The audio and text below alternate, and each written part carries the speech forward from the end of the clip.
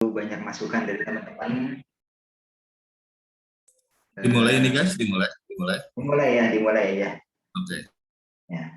Ini mau nge-share gimana nih? Nggak bisa kayaknya. Udah bisa, silakan coba. Bisa aktifkan, udah bisa coba. Oh ya.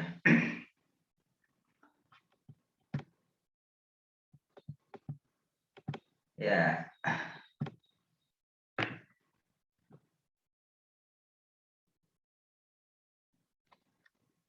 Ini berkaitan tentang metode kritik hadis ya. Ibnu Abdul Hadi dalam kitab Al-Muharrar, studi analisis hadis-hadis bab almiyah ya. Itu gambaran dari tentang isi ya, isi dari yang akan saya paparkan pada kesempatan ini.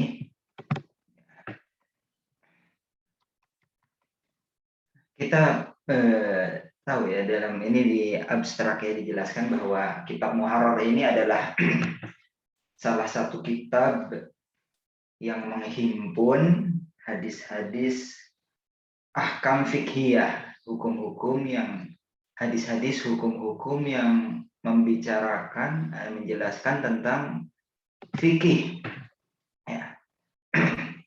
Dan ini adalah sebuah karya seorang ulama ya, Ibnu Abdul Hadi ya. Ibnu Abdul Hadi, nanti akan kita jelaskan apa akan kita lihat biografi beliau pada pembahasan. Ibnu Abdul Hadi ini dalam kitab Al-Muharrar banyak mengomentari hadis-hadis ya. Nah, namun sebatas jangkauan saya belum ada yang mengkaji secara khusus tentang komentar-komentar tersebut ya. Komentar-komentar yang isinya adalah jarh wa ta'dil ya. Komentar yang ada komentar-komentar yang kaitannya dengan kritik hadis ya. Jadi ini menarik untuk dibahas begitu. Menarik untuk dibahas ya. Nah, menurut saya. Nah, perlu diketahui ya, kalau secara umum ya tidak ada kaitannya dengan pembahasan kritik hadis dalam kitab Al-Muharrar ini. Sebenarnya kitab Al-Muharrar ini sudah ada yang meneliti, sudah ada yang mengkaji ya.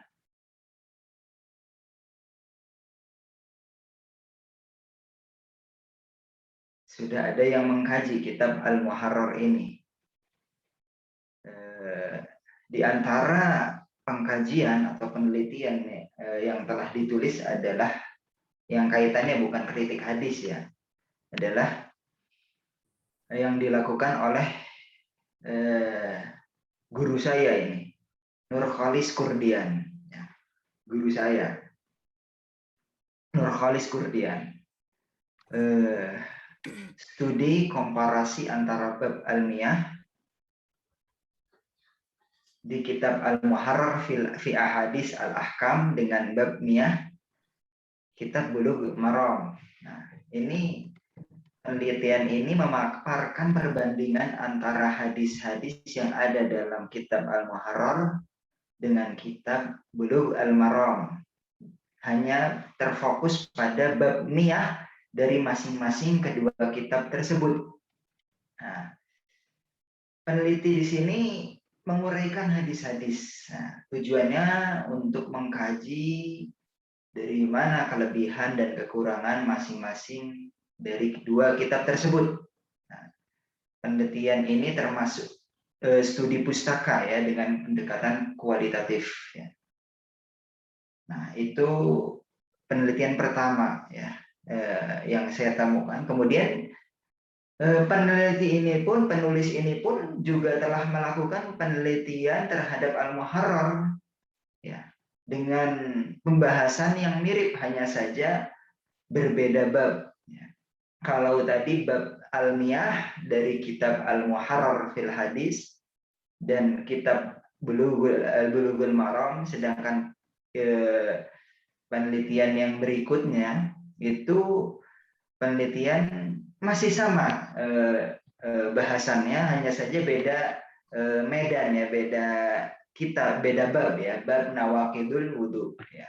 Bab nawaqidul wudu dari masing-masing kitab tersebut. Nah, adapun penelitian yang berfokus pada pengkajian metode kritik hadis pada kitab Al-Muharrar, pada kitab Al-Muharrar ya, sebatas yang saya coba cari ya, yang melakukan pembahasan khusus ya terhadap komentar-komentar Ibnu Abdul Bar yang kaitannya dengan kritik hadis itu belum saya temukan ya, belum saya temukan, sehingga ini cukup menarik ya, cukup menarik untuk kita ulas ya, untuk kita ulas, kita bahas, kita kaji, untuk kita ambil faedah dari pengkajian tersebut ya. Kemudian kritik hadis ya, kritik hadis itu adalah cara untuk mengetahui kualitas hadis ya. Kritik hadis sendiri terbagi menjadi dua unsur. Unsur dasar kritik hadis itu ada dua, yaitu mempelajari sanad-sanad hadis, perawi-perawinya, dan juga kritik matan ya. Nah, kritik matan, nah ini masing-masing kritik ini, metode kritik ini, kritik hadis ini ada perinciannya ya. Mungkin tidak akan kita bahas secara rinci pada kesempatan ini. Nanti saya akan sebutkan yang kaitannya dengan metodenya Ibnu Abdul Bar pada kitab Al-Muharrar. Nah, dengan menerapkan kritik sanad dan matan, kualitas hadis dapat diketahui secara baik dan proporsional ya. Begitu ya. Jadi kalau kita ingin tahu kualitas hadis tertentu ya, lakukanlah kritik sanad dan kritik matan ya. Dengan begitu kita bisa mengetahui secara baik ya kualitas hadis tersebut ya. Nah, kemudian salah satu kitab yang merangkum hadis tentang hukum fikih adalah kitab Al-Muharrar ya, yang disusun oleh Al-Imam Ibnu Abdul Hadi. Kitab ini mirip, sejenis, bukan mirip ya, tapi sejenis dengan kitab Umdatul Ahkam. Umdatul Ahkam yang disusun oleh Imam Abdul Ghani Al-Maqdisi. Nah, kalau ini Umdatul Ahkam ini hanya mengumpulkan hadis-hadis ahkam yang dipilih oleh penyusunnya dari kitab Bukhari dan Muslim ya. Jadi Umdatul Ahkam ini hanya mengambil hadis-hadis dari Bukhari dan Muslim.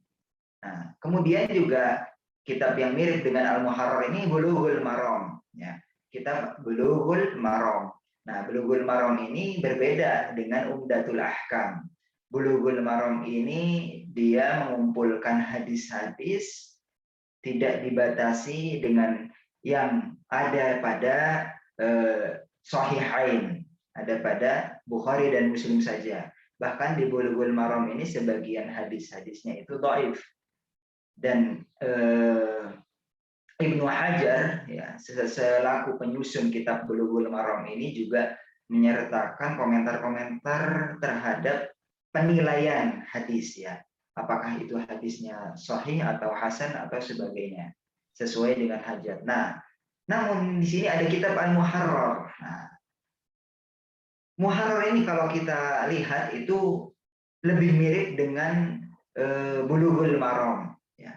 Dia tidak mengkhususkan kitab mengambil dari Bukhari dan Muslim saja. Al-Muharrar ini mencakup banyak kitab induk hadis ya. Nah, hanya saja perbedaan yang cukup mencolok ya di antara kitab Bulughul Maram dengan Al-Muharrar ini.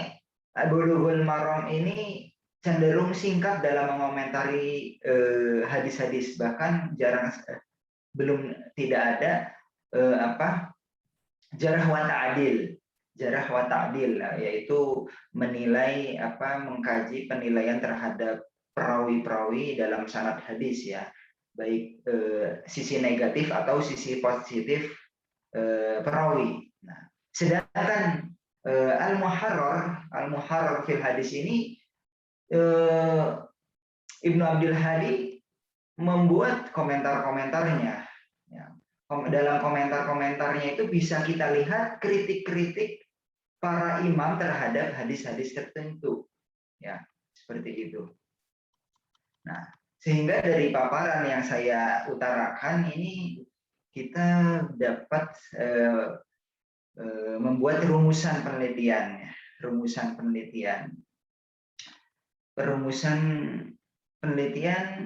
bahwa terdapat komentar Ibnu Abdul Hadi terhadap hadis-hadis dalam kitab Al-Muharrar bab Al-Miyah, sehingga timbul pertanyaan, yaitu bagaimana metodologi Ibnu Abdul Bar dalam mengkritik hadis dalam kitab Al-Muharrar bab Al-Miyah.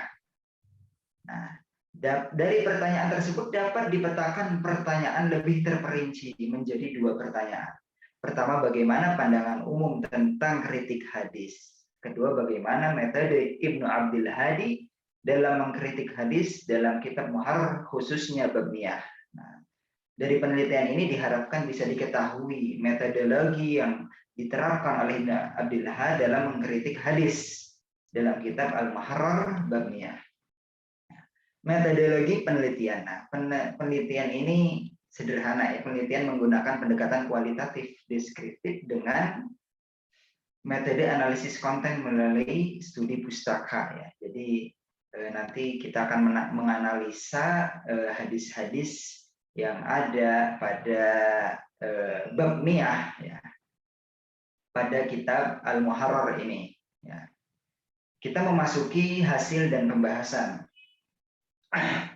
Pertama, sebelum kita mengkaji kitab Al-Muharrar, kita sangat bagus apabila kita mengetahui penyusun kitab Al-Muharrar, biografi kitab Al-Muharrar, penyusun kitab Al-Muharrar dan kitab Muharrar sendiri ya. Seperti apa sih penyusunnya? Bagaimana kiprah penyusun dalam hadis secara ringkas ya tentunya. Nah, di sini pertama sekelas tentang biografi Ibnu Abdul Hadi. Ya. Nah, beliau adalah Imam Hafiz Muhaddis Faqih. Beliau bernama Muhammad bin Ahmad bin Abdul Hadi ibn Abdul Hamid ibn Yusuf bin Qudamah al-Jama'ili Ad-Dimashqi, ya, lahir pada bulan Rajab pada tahun 705 Hijriah. Nah, nama beliau Muhammad bin Ahmad, tapi beliau lebih dikenal dengan dengan panggilan Ibnu Abdul Hadi. Ya. Karya tulis Ibnu Abdul Hadi terbilang cukup banyak, ya, jadi banyak ya. Ibnu Rajab menyatakan bahwa karya tulis beliau ini sampai 70 karya tulis. Namun yang sudah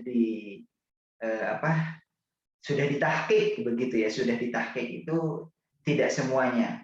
Dan perlu diketahui tidak semua karya Ibnu Abdul Hadi dari 70 karya ini yang ditemukan ini selesai disusun. Karena beliau meninggal di usia yang cukup muda. Beliau itu meninggal di usia 40 tahun kurang. Jadi 39 menjelang 40 tahun ya. Meninggalnya beliau, usianya beliau. Nah, di antara ini Ibnu Abdul Hadi ini karya-karyanya sangat banyak, bukan hanya di berbagai cabang ilmu. Tapi beliau ini punya satu keilmuan yang menonjol, yaitu dalam bidang ulumul hadis. Oleh karena itu, karya-karyanya banyak tentang ulumul hadis atau kaitannya dengan ilmu hadis ya. Di antara karyanya Al-Muharrar fil Hadis, kemudian Tankih At-Tahqiq fi Ahadits At-Ta'liq ya. Kemudian Al-Ahadits Al-Jami' baina Salatain fi Al-Hadr, Ahadits as-salah ala nabi, ahadits ad-dha'ifah allati yatadawaluha al-fuqaha wa ghairihim. Nah, itu di antara karya-karya beliau. Nah, kalau dilihat dari karya-karya beliau yang begitu banyak dalam berbagai ilmu, maka wajar ya banyak ulama yang memuji beliau. Di antara ulama-ulama yang memuji beliau adalah Ibnu Katsir. Ibnu Katsir mengatakan Ibnu Abdul Hadi adalah Syekh Imam Alim Allamah, kritikus hadis yang piawai, mendapatkan ilmu yang tidak digapai oleh para masyayikh kibar, pakar dalam ilmu hadis, nahwu, tasrif, fikih, tafsir, dan dua ilmu usul fikih dan usul tafsir, juga ahli sejarah dan ilmu qiraat ya. Jadi ini ya keahlian beliau sangat. Kemudian juga Imam Suyuti pun tidak luput memuji Ibnu Abdul Hadi. Nah, beliau Suyuti mengatakan Imam Al-Auhad, imam yang tunggal, muhaddis, hafidh, seorang cendekia, seorang faqih yang piawai, al-muqri, beliau adalah ahli qiraat. Beliau pakar dalam hadis, fikih dan ilmu usul dan sastra bahasa Arab. Nah itu biografi. Kemudian Ibnu Abdul Hadi wafat pada hari Rabu, Jumadal Ula tahun 744 ya, bisa dilihat tadi lahir beliau itu tahun 705. Jadi kalau dikurangi 744 dikurangi 705 itu 39 tahun ya, menjelang 40 tahun. Beliau sakit ya. Nah, dan ini yang sangat istimewa pada akhir hayat beliau, di akhir hayat beliau mengucapkan asyhadu alla ilaha illallah wa asyhadu anna muhammadan rasulullah. Allahumma ij'alni minat tawabin waj'alni minal mutatahhirin. Semoga kita semua bisa mengucapkan di akhir hayat kita seperti yang diucapkan imam ini ya, dengan akhir kalimat yang terbaik ya, kalimat syahadat. Amin. Kemudian kita akan melihat sekilas tentang kitab yang akan menjadi bahasan kita. Kitab ini diberi nama dengan Al-Muharrar fi Ahaditsil Ahkam. Sebuah kitab yang menghimpun hadis-hadis hukum fikih yang sejenis dengan kitab Bulughul Maram dan Umdatul Ahkam. Para ulama menyebutkan bahwa kitab ini termasuk karya Ibnu Abdul Hadi. Jadi para ulama itu memastikan ya, banyak sekali ulama yang memastikan bahwa kitab ini betul-betul karya Ibnu Abdul Hadi. Ya.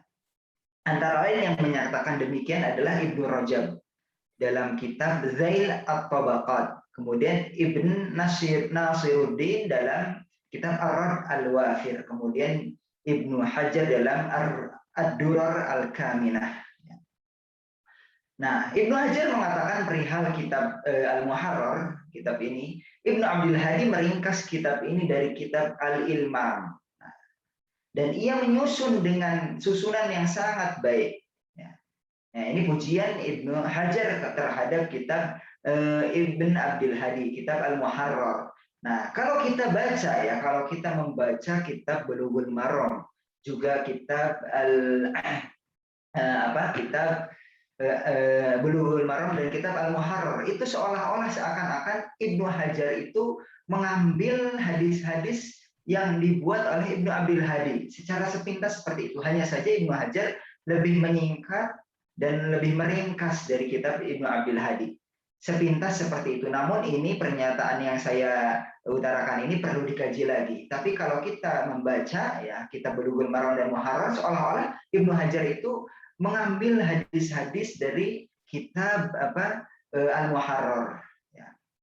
Nah, kemudian saya memberikan catatan di sini tentang pernyataan Ibnu Hajar. Nah, pernyataan Ibnu Hajar ini ya, bahwa Al-Muharrar adalah ringkasan dari kitab Al-Ilmam, itu perlu dikaji lagi. Kenapa? Karena penyusun Al-Muharrar tidak menyatakan, tidak membuat pernyataan resmi, baik itu di muqaddimah Al-Muharrar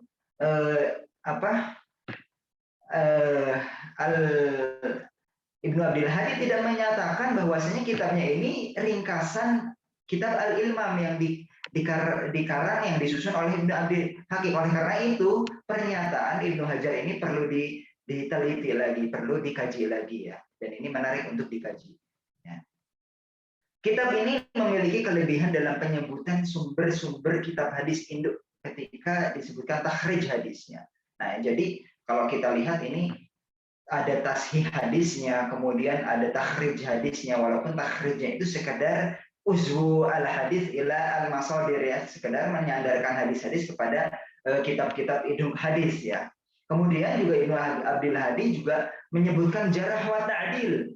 Jarh wa ta'dil ketika dianggap perlu. Jadi Ibnu Abdul Hadi di sini menukilkan kalamul ulama ya, ungkapan-ungkapan, pernyataan-pernyataan para ulama yang kaitannya dengan hadis ya, tentang perawi-perawi hadis ya. Kemudian terkadang juga Ibnu Abdul Hadi menyebutkan asar ya, maktu'at ya, atau maukufat ya, maukuf ya hadis yang yang disandarkan oleh para sahabat kepada para sahabat. Maktu itu ya asar ya, sahabat dan bawahnya sahabat ya. Jadi kalau marfu itu nabi, maktu itu maukuf itu sahabat, maktu itu di bawahnya sahabat, tabi'in, tabi'ut tabi'in. Nah, seluruh hadis dalam kitab Muharrar berjumlah 1324 ya, 1324 berdasarkan penomoran hadis yang saya ambil di kitab ini ya, cetakan ini. Cetakan ini menyebutkan 1324 ya. Kadang-kadang beda cetakan, beda jumlah hadis ya, tergantung itu. Kemudian hasil yang diuraikan dalam hadis-hadis tersebut diuraikan dalam 30 bahasan kitab dan 107 bab ya. Sedangkan hadis dalam bab almiyah yang akan menjadi fokus penelitian ini berjumlah 15 hadis ya. Nah, sekarang kita akan memasuki bahasan berikutnya. Metode kritik Ibnu Abdul Hadi terhadap hadis-hadis di dalam Al-Muharrar bab almiyah. Sebelum kita memasuki bahasan inti yaitu metode kritik Ibnu Abdul Hadi terhadap hadis-hadis dalam Al-Muharrar babnya, ada baiknya kita membuka bahasan tersebut dengan membahas pandangan umum tentang kritik hadisnya. Kritik hadis itu disebut dalam bahasa Arab dengan naqdul hadis, ya, naqd al hadis. An-naqd secara etimologi berarti memisahkan, memilah-milih dirham-dirham yang asli dengan dirham-dirham yang palsu. Ya, jadi milih-milih ini ya, milih-milih ya, dilihat dirham itu yang asli gimana sehingga diambil yang asli. Kalau yang palsu ya nggak bisa dipakai begitu ya. Nah dari sisi etimologi ini bisa ditarik ya, bisa ditarik tentang kritik hadis secara tinjauan terminolog ilmu hadis ya, terminolog ilmu hadis ya. Nah, yaitu memilih hadis-hadis sahih dalam rangka memisahkan dari hadis-hadis yang dhaif serta menilai kredibilitas para perawi ya, jarh wa ta'dil, baik dan buruk perawi-perawi tersebut. Nah, oleh karena itu naqd hadis dapat dimaksudkan sebagai satu metode untuk mengetahui kualitas hadis ya. Untuk mengetahui kualitas hadis. Nah, kritik hadis sendiri terbagi menjadi dua unsur, yaitu kritik sanad dan kritik matan.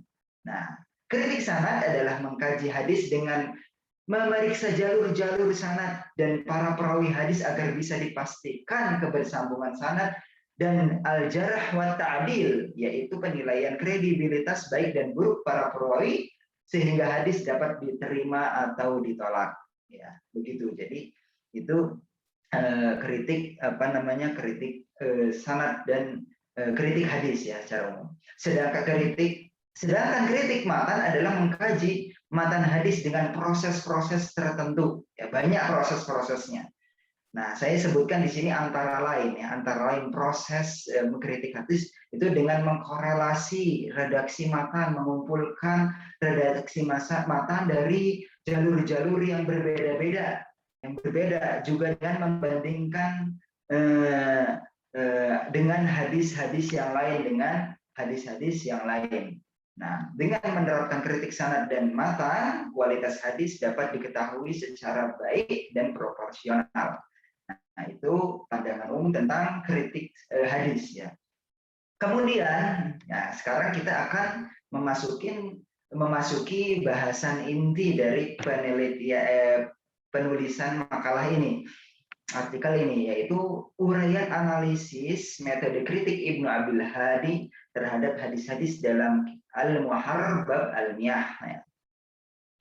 Hadis yang menjadi objek penelitian ini berjumlah 15 hadis dalam bab Miyah. Dalam menganalisis metode Ibnu Abil Hadi, peneliti akan menyebutkan beberapa hadis yang didahului dengan penjelasan tema hadis. Kemudian peneliti akan memberikan catatan-catatan terhadap komentar-komentar yang ada pada setiap hadisnya untuk mendapatkan sisi komentar yang berupa kritik hadis. Nah, yang pertama itu bagian pertama, hadis pertama, kedua, dan ketiga. Jadi 3 hadis pertama ini menjadi kajian bahasan pertama ya. Penjelasan tema hadis ya. Tema hadis 1 sampai 3 ini, hadis pertama adalah hadis yang menerangkan tentang status kesucian air laut. Hadis kedua adalah hadis yang menerangkan tentang batasan kesucian air yang terkena najis. Dan hadis ketiga adalah hadis yang menerangkan tentang takaran minimum air tidak terdampak najis dengan 2 kullah. Dengan 2 kullah. Nah, kita simak hadisnya. An Abi Hurairah radhiyallahu anhu qala sa'ala rajulun Rasulullah sallallahu alaihi wasallam faqala inna narkabul bahra wa nahmilu ma'ana al-qalila minal ma' fa in tawadda'na bihi 'atishna afa natawadda'u min ma'il bahr. Apakah ini kita ke laut, kita berlayar ke laut, kita bawa air sedikit. Kalau kita wudhu pakai air perbekalan kita yang sedikit itu, kita bisa kehausan. Nah, apakah kita bisa berwudhu dengan air laut? Nah, Nabi SAW menjawab, huwa tahur ma'uh anhillu maitatuh. Laut itu suci, bersih, suci. Airnya suci, bangkai binatang yang hidup di laut pun halal. Nah, rawahu Ahmad wa Abu Dawud wa Ibnu Majah wa Nasa'i wa Tirmidzi wa Sahih Bukhari wa Tirmidzi wa Ibnu Khuzaimah wa Ibnu Hibban wa Ibnu Abdul Bar wa ghairuhum. Wa qala al-Hakim huwa aslun saddara bihi Malikun kitab al-Muwatta wa tadawahu fuqaha'ul Islam radhiyallahu anhum min asrihi ila waqtina hadza. Nah, itu hadis pertama. Ya. Kemudian hadis kedua, Nabi Sa'id Al-Khudri radhiyallahu anhu qala qila ya Rasulullah, wahai Rasulullah, ana tawadda'u min ma'i min bi'ri bid'ah. Wahai Rasulullah, ini apakah kita bisa berwudu dengan air yang ada pada sumur atau sumur bid'ah? Sumur, sebuah sumur. Wahya bi'run yulqa fiha al-hayd. Itu adalah sumur yang dibuang ke dalamnya itu haid, bekas haid. Kemudian anatem, bangkai-bangkai, waluhumul kilab, daging anjing ya, daging anjing. Qala innal ma'a tahurun la yunajjisuhu syai'un. Air itu suci, tidak bisa dinajisi oleh sesuatu. Nah, di sini wa fi rawahu Ahmad wa Abu Dawud dan Nasa'i wa Tirmidzi wa Hasan wa fi lafdhin li Ahmad wa Abi Dawud wa Darqutni yutrahu fiha mahayidun nisa wa lahmul kilab wa idharun nas. Nah, ini kelihatan ya perhatian terhadap matan hadis sehingga Ibnu Abil Har menyantumkan lafaz yang dibawakan ad-Darqutni. Nah, kemudian fi isnadi hadzal hadis ikhtilafun lakin sahahahu Ahmad rahu min hadis Abi Hurairah wa Sahl bin Sa'ad wa Jabir. Kemudian hadis yang ketiga, wa an Abdullah bin Umar radhiyallahu anhu qala su'ila Rasulullah sallallahu alaihi wasallam 'anil ma. Rasulullah ditanya tentang air, wa ma yanubu minad dawabi was-siba'. Nah, faqala idza kana al-ma, nah, apabila air itu 2 kullah lam yahmilil khabath, dia tidak akan membawa kotoran ya. atau dalam lafaz yang lain lam yunajjishu syai'un, tidak dapat dinajisi oleh sesuatu apapun. Nah, rawahu Ahmad wa Abu Dawud wa Ibnu Majah wa Nasa'i wa Tirmidzi wa Sahih Ibnu Huzaimah wa Ibnu Hibban wa Daruqutni wa ghairu wahidin min al-a'immah wa takallama bihi Ibnu Abdul Barr wa ghairuhu wa qila as-shawabu waqfuhu wa qala al-Hakim huwa sahihun ala syarti syaikhain faqad ihtajja jami'an bi jami'i riwayatihi wa lam yukharrijahu wa adunnuhuma wallahu a'lam lam yukharrijahu li khilafin fi ala Abi Usamah anil Walid bin Katsir. Nah, dan analisis metodologi dalam hadis ya. Dari 3 sampel hadis di atas dapat diambil gambaran metode kritik Ibnu Abdul Hadi terhadap hadis-hadis tersebut. Redaksi pada hadis pertama Ibnu Abdul Hadi menyebutkan sebab wurud hadis. Nah, ini perhatian Ibnu Abdul Bar tentang sebab wurud hadis ya. Kalau kita lihat tadi inna nahmilu ma'anal qalila min perkataan sahabat. Jadi ada pertanyaan dari sahabat. Nah, ini termasuk perhatian Ibnu Abdul Har terhadap sebab wurud hadis, dan ini tidak semua hadis beliau cantumkan sebab wurudnya.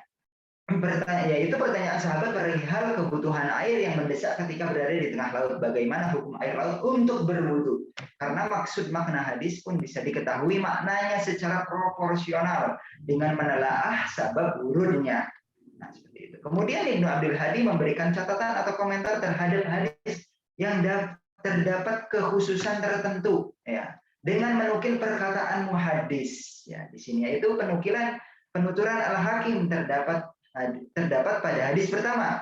Nah, perkataan Hakim di sini adalah wa aslun saddara bihi malikun kitabal muwatta wa tadawalahu fuqaha'ul Islam radhiyallahu anhum min asrihi ila waqtina hadza. Hadis ini sebagai dasar yang dijadikan hadis pertama yang dimunculkan pertama oleh Imam Malik dalam kitab Al-Muwatta. Dan para fuqaha keislaman memperbincangkan hadis ini sejak zaman Malik hingga saat ini generasi Al-Hakim. Dan ini pun beliau lakukan pada hadis ketiga ya. Komentar ini, penukilan seperti ini dilakukan pada hadis ketiga. Kemudian hadis ketiga Ibnu Abdul Har mengisyaratkan ada perbedaan pendapat di kalangan ulama tentang hadis itu, yang kemudian menukilkan komentar Al-Hakim berkaitan dengan persisan yang ada dalam hadis itu. Wa sahihun ala syarti syaikhan. Hadis ini sahih selaras dengan persyaratan Bukhari dan Muslim. Keduanya menjadikan hujjah dengan semua perawinya. Namun keduanya tidak mengeluarkan hadis ini di dugaan wallahu a'lam, mereka tidak mengeluarkan hadis ini karena terdapat perselisihan perihal periwayatan Abu Usamah dari Al-Walid ibn Abi Katsir. Nah, itu termasuk komentar Al-Hakim yang dinukilkan oleh oleh Ibnu Abdul Hadi. Kemudian jika pada hadis pertama dan kedua Ibnu Abdul Hadi menukil ucapan ulama, lain halnya dengan hadis kedua. Beliau langsung mengomentari hadis tersebut sebagaimana penuturan beliau, wa fi isnadi hadzal hadits ikhtilafun lakin sahhu Ahmad. Pada sanad hadis ini terdapat perselisihannya berdasarkan pengkajian beliau tentunya.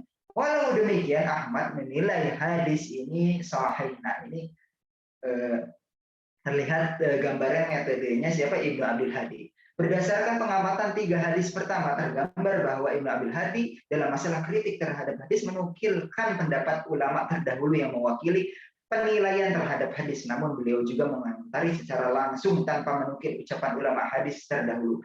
Beliau juga memiliki perhatian terhadap sebab urut hadis. Hal ini akan terlihat juga pada hadis-hadis ke depan ya, pada hadis-hadis pada umumnya kitab Muharrar, dan tidak semua hadis dicantumkan sebab urutnya.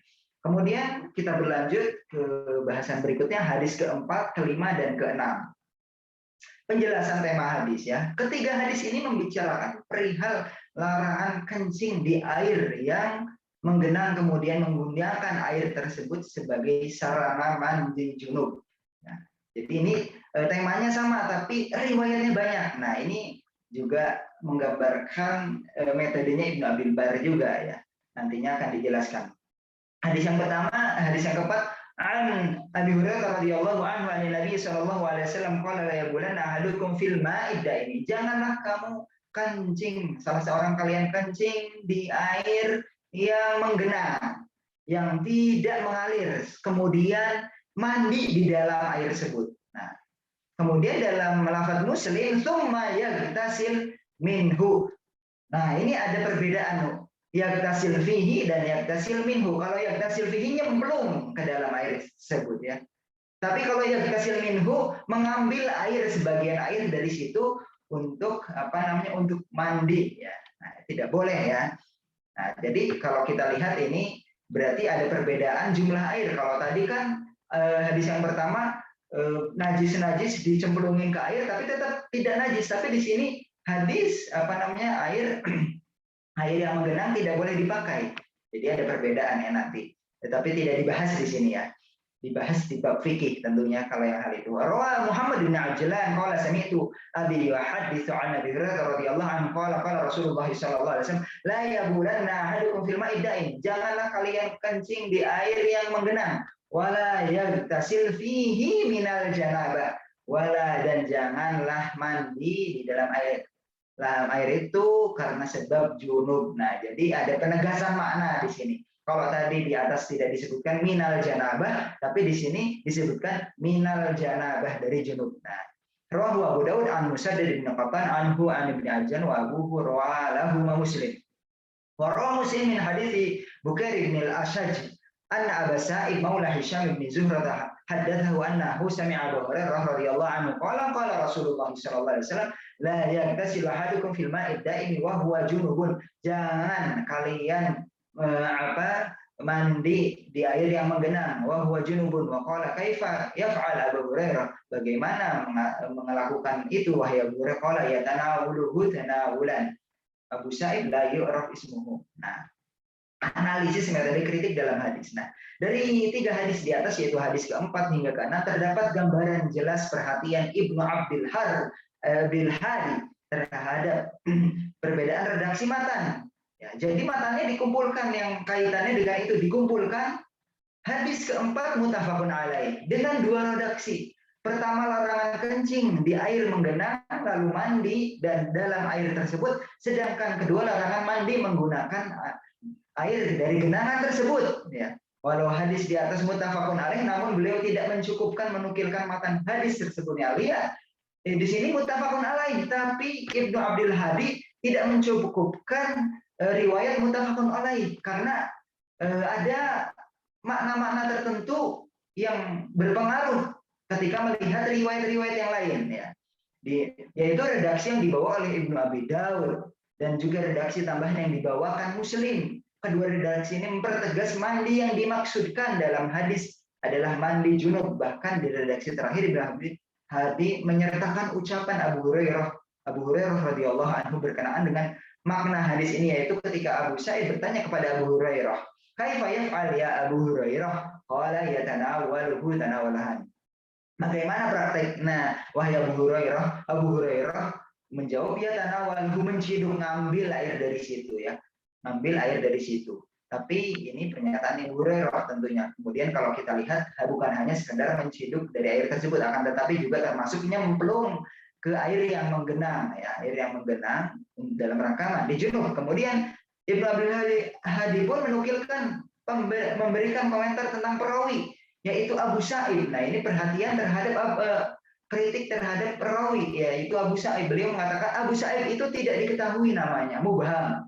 Ini adalah indikasi kritik kepada perawi tersebut yang masuk dalam rangkaian kritik sanad ya. Berdasarkan pengamatan di atas, terdapat gambaran bahwa Ibnu Abdul Hadi melakukan pengumpulan redaksi yang ada dalam sebuah bahasan tema hadis ya. Dan ini termasuk tahapan dalam mengkritik matan. Karena hadis tidak dapat diprediksi kelemahannya kecuali dengan mengumpulkan redaksi-redaksi hadis dalam bahasan tersebut.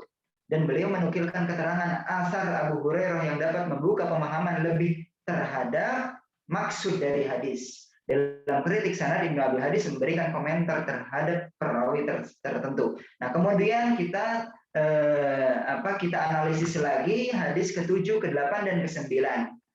Nah, penjelasan tema hadis. Hadis ke-7 sampai ke-9 ini semuanya berbicara tentang status air yang telah digunakan, baik oleh lawan jenis ataupun telah digunakan untuk mandi junub ya. Bagaimana status airnya? Nah, di sini dapat kita lihat hadis 7 sampai hadis 8 ya. وعن عمر بن دينار قال علمي والذي يخطر على بالي أن أبا الشعثاء أخبرني أن ابن عباس رضي الله عنهما أخبره أن رسول الله صلى الله عليه وسلم كان يغتسل بفضل ميمونة. Bahwasanya Rasulullah Shallallahu Alaihi Wasallam mandi dengan air bekas atau air lebih dari Maimunah, istri beliau. Kemudian Maimunah istri, coba dilihat lagi. Kemudian an Simak bin Harb bin Ikrimah bin Abbas radhiyallahu anhu qala ittasala ba'du azwajin Nabi sallallahu alaihi wasallam fi jafnah, ya. Sebagian istri-istri Nabi mandi di sebuah jolang begitu ya. Faja'an Nabi sallallahu alaihi wasallam yaktasil liyatawadda minha aw yaktasil. Kemudian Nabi sallallahu alaihi wasallam datang untuk berwudu atau mandi, ya. Faqalat lil Allah inni kuntu junuban. Faqalat Allah inni kuntu junuban. Ya. Saya ini mandi di sini, mandi di air ini tuh dalam kondisi junub. Kemudian Rasulullah menjelaskan innal ma la yajnub. Sungguhnya air itu tidak junub, ya. Jadi tetap air itu tidak berpengaruh walaupun sudah mandi junub, ya. Rawahu Ahmad lahu. Ya. Kemudian Ahmad ini menukil lagi ya Rasulullah, nah, ini ada yang terpotong ini hadisnya. Wa Abu Daud wa hadza lahu wa Tirmidzi wa Nasa'i wa Ibnu Majah wa Sahih Tirmidzi wa Ibnu Huzaimah wa Ibnu Hibban wal Hakim wa qala Ahmad at-taqiyyi li hali simak laisa ahadun yarwihi ghairuhu wa qad ihtaja Muslim bi Simak wal Bukhari bi Ikrimah wallahu a'lam. Kemudian lanjut wa an Humayd al-Himyari qala laqitu rajulan sahiban Nabi sallallahu alaihi wasallam arba' sinin kama sahibahu Abu Hurairah qala naha Rasulullah sallallahu alaihi wasallam an taktasila al-mar'atu bi fadli ar-rajuli aw yaktasila ar-rajulu bi fadli al-mar'ati wal yaghtarifa jami'a. Rawahu Ahmad. Nah, Rasulullah sallallahu alaihi wasallam melarang perempuan mandi dengan bekas laki-laki maupun sebaliknya. Kemudian hendaknya keduanya ngambil dari secara bersamaan. Nah, ini perlu dikaji lebih dalam maksud wal tarifa jami'an. Cuman saya tidak akan membahasnya karena ini hanya berfokus pada kritik, metode kritik saja ya, metode kritik Ibnu Abil Hadi. Kemudian di sini dengan mengamati 3 hadis di atas, yaitu hadis ke-7 hingga ke-9, dapat menggambarkan metode Ibnu Abil Hadi. Ibnu Abil Hadi melakukan pengumpulan redaksi-redaksi hadis yang membicarakan tema yang sama. Ini serupa dengan poin sebelumnya. Perbedaan redaksi-redaksi dapat mempengaruhi kesimpulan hukum fikih, sehingga jika ingin menyimpulkan hukum suatu masalah, perlu diadakan pengkajian kritik matan yang di antara prosesnya adalah mengumpulkan redaksi-redaksi yang membicarakan tema yang sama. Ya. Ini masih kuat menyimak ya insya Allah. Ini agak panjang tapi ya kita lanjutkan. Hadis ke-7. Hadis ke-7 menjelaskan kebolehan air bekas wanita digunakan kembali oleh laki-laki. Hadis ke-8 menjelaskan bahwa hadis yang telah dipakai mandi junub tidak menjadikan hadis tersebut junub. Ke-9 yang berupa larangan memakai hadis bekas lawan jenis menunjukkan bahwa penggunaan air bekas lawan jenis itu hukumnya makruh, karena walaupun Nabi SAW melarang beliau juga tetap melakukannya seperti disebutkan pada 2 hadis sebelumnya. Pada hadis-hadis tertentu beliau menyebutkan sanad hadis. Nah, lihat ini. Beliau kadang-kadang menyebutkan sanad hadis ya. Nah, jika diamati tujuan dari penyebutan sanad adalah dikarenakan Ibnu Abil Hadi hendak memberikan kritik terhadap perawi dalam sanad tersebut. Jadi bukan hanya sekedar menyebutkan begitu saja, tapi penyebutan perawi tersebut itu ada tujuannya. Tujuannya itu apa? Mau mengkritik, memberikan komentar terhadap perawi yang ada pada sanad tersebut. Beliau menyebutkan sanad dari Simak bin Harb dari Ikrimah. Kemudian di akhir beliau mengomentari dua perawi tersebut. Qala Ahmad mengatakan aku khawatir dengan kredibilitas Simak, kondisi Simak. Tidak ada yang meriwayatkan selain darinya. Nah, ini masih perlu dikaji darinya ini maksudnya dari siapa ya? Dari Ikrimah itu. Mungkin ada yang bisa memahami lebih detail di sini. Imam Muslim menjadikan simak sebagai hujah ya dalam sahihnya. Hadisnya diterima, dinukilkan dalam sahihnya. Sedangkan Muslim, ini sedangkan Bukhari ya, bukan sedangkan Muslim. Sedangkan Bukhari menjadikan Ikrimah sebagai hujah dalam sahihnya. Ibnu Abdul Hadi pun menjelaskan perawi yang tidak disebutkan namanya sebagaimana hadis ke-9 ya. Hadis ke-9 kita lihat ya.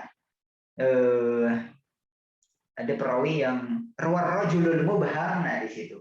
Belum saya cantumkan warrajulul humam kila huwal hakam ibni Amr. Nah, dijelaskan oleh Ibnu Abdul Hadi. Ini membantu dalam masalah kritik sanad, kritik perawi yang mubham disebutkan. Mungkin Ibnu Abdul Hadi mendapatkannya dari sanad yang lain ya, yang tidak disebutkan di sini ya.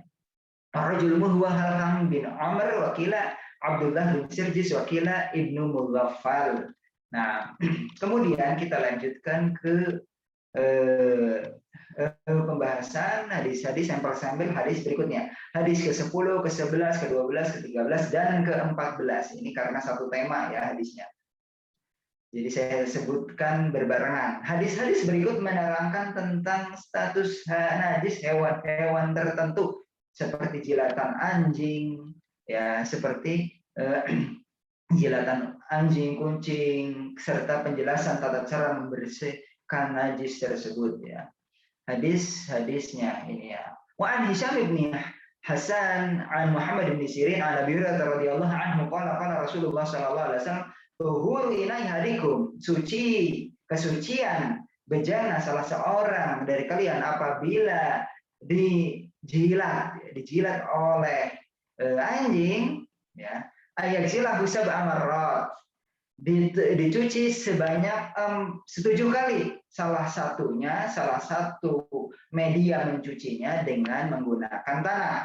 Nah, rawahu min hadits Hammam bin Mu'anabi an Abi Hurairah wa laisa fihi ulahunna biturab. Nah, ini perbedaan matan dicantumkan ulahunna biturab. Wa dzakara Abu Dawud anna jamaah rawahu an Abi Hurairah radhiyallahu anhu falam yadhkur at-turab wa fi lafdhin idza shariba al-kalbu fi ina'i hadikum falyaghsilhu sab'a marrat. Muttafaqun alaih. Wa rawa Muslim an-Nasa'i Ibnu Hibban min riwayat Ali bin Mushir 'an al-A'mash an Abi Razin an Abi Salih an Abi Hurairah radhiyallahu anhu qala Rasulullah sallallahu alaihi wasallam idza walagha al-kalbu fi ina'i hadikum falyurikhu thumma yaghsilhu sab'a marrat. Rawahu Muslim min riwayat Ismail bin Zakaria anil A'mash wa qala wa lam yakul falyurikhu wa qala Daruqutni isnaduhu hasanun wa ruwatuhu kulluhum thiqat. Nah, seperti itu. Wa rawa At-Tirmidzi an Siwar bin Abdullah al-Anbari anil Mu'tamir an Sulaiman qala sami'tu Ayyub yuhaddithu an Muhammad bin Sirin an Abi Hurairah radhiyallahu anhu an Nabi sallallahu alaihi wasallam qala yughsalul ina, bejana dicuci apabila dijilat di dalamnya al-kalb sab'a marrat, dicuci sebanyak 4 kali. Ukhrahunna, akhirnya pada cucian terakhir. Au qala ulahunna, atau mengatakan pada cucian pertama, pada media yang pertama biturab, dengan at-turab. Wa idza waladat fihi al-hirrah ghusila marrah, apabila yang menjilat itu kucing cukup dicuci sebanyak 1 kali. Nah, wa qala hadza haditsun hasanun sahih. Nah, kemudian wa rawa Abu Dawud qala idza walagha al-hir ghusila marrah mauqufan wa huwa shawab. Nah, ini yang benar mauquf menurut Ibnu Abil Bar. Wa an Kabasyah binti Ka'bin bin Malik ana tahta ibni Abi Qatadah an Abi Qatadah dakhala alaiha. Abu Qatadah masuk menemui dia. Qalat fasakabat lahu wudu'an, nyiapkan wudu. Faqalat faja'at hirratun tashrab. Nah, ketika itu air yang sudah disediakan malah minum dari situ, minum dari air yang akan dipakai untuk wudu. Nah, hatta syaribat faqalat Kabsyah fara'ani anzur ilaihi. Kabsyah melihat Abu Qatadah, keheranan, atajabina ya bint akhi, kamu heran ya, wahai ponakan ya. Bintu akhi itu ponakan ya, ponakan perempuan. Faqalat faqultu na'am qala inna Rasulullah sallallahu alaihi wasallam, sesungguhnya Rasulullah sallallahu alaihi wasallam bersabda innaha laysat binajis, bahwasanya kucing ini tidak najis. Innama hiya minat tawafin alaikum, dia itu biasa lalu lalang ya di dekat kalian. Jadi kucing itu biasa lalu lalang. Satu lafaz menyebutkan dengan lafaz tawafin dan satu lafaz dengan tawafat. Lafzul Tirmidzi wa ghairihi yaqul at-tawafat. Rawahu Imam Ahmad wa Abu Dawud wa Tirmidzi wa Nasa'i wa Ibnu Majah wa Sahih Tirmidzi wa Ibnu Khuzaimah wa Ibnu Hibban wal Hakim wa ghairuhum wa qala ad-Darqutni ruwatuhu thiqatun ma'rufun wa qala al-Hakim hadzal hadits mimma sahha Malik wa ihtajja bihi fil Muwatta wa ma'a dzalika fa inna lahu syahidan bi isnadin sahih. Nah, kemudian kita melanjutkan analisis metode kritik dalam hadis. Sampel-sampel hadis ini mempertegas gambaran metode Ibnu Abdul Had tentang pengumpulan redaksi hadis yang berbicara pada satu tema, sehingga dengan mengumpulkan seperti dalam pengumpulan seperti dalam sampel ini akan jelas makna kandungan hadis secara proporsional. Terlihat perhatian penyusun dalam hal perbedaan redaksi matan seperti kata at-tawafin dengan kata at-tawafat pada hadis ke-14. Dan dalam hadis-hadis ini pun mempertegas bahwa Ibnu Abdul Hadi sering menukil komentar-komentar muhadis terdahulu dalam menilai hadis dan menyebutkan pendataan terhadap perawi ataupun sanad hadis. Seperti penukilan pernyataan Ad-Daraqutni, isnadun hasanun wa ruwatuhu kulluhum thiqat. Sanadnya hasan, para perawinya thiqat, memiliki kredibilitas tinggi. Dalam hadis ke-14 yaitu dalam hadis juga perkataan Hakim wal haditsu mimma sahha Malik wa ihtajja bihi fil Muwatta. Ini hadis termasuk hadis yang disahihkan oleh Malik dan dijadikan hujjah oleh Malik dalam Muwatta wa ma'a dzalika fa inna lahu syahidan bi isnadin sahih. Walau demikian juga hadis ini ada syahidnya dengan sanad yang sahih. Nah itu ya. Kemudian hadis terakhir ya, hadis terakhir-akhirnya kita masuk ke hadis terakhir yaitu hadis ke-15. Saman karena waktu ya, karena kan hampir sama ya, bisa di ini ya. Aja di apa artinya disudahi. Ya, nah itu yang penting bisa di ini diberi waktu 3 menit ya. Ya, jadi intinya adalah sampel terakhir ini menggambarkan tidak semua hadis itu diperlukan mau komentar tertentu. Jadi hadis ini cuma sekedar menyebutkan hadis dan muttafaqun alaih. Nah, terlebih ketika hadis berstatus muttafaqun alaih. Nah, dari hadis-hadis di atas ya, beliau Ibnu Abdul Hadi betul-betul mentakhrij hadis ya, azwul hadis ila masadiri. Ya, mengambilkan hadis-hadis, mentakhrij secara umum. Nah, kemudian kita masuk ke kesimpulan. Setelah melakukan penelitian ini dapat ditarik beberapa kesimpulan mengenai metode kritik Ibnu Abdul Hadi terhadap hadis-hadis antara lain. Metode pengumpulan redaksi hadis agar dapat diketahui kesimpulan hukum terkait tema fikih dalam hadis dengan hasil yang proporsional. Dan ini adalah rangkaian proses kritik matan hadis. Kedua,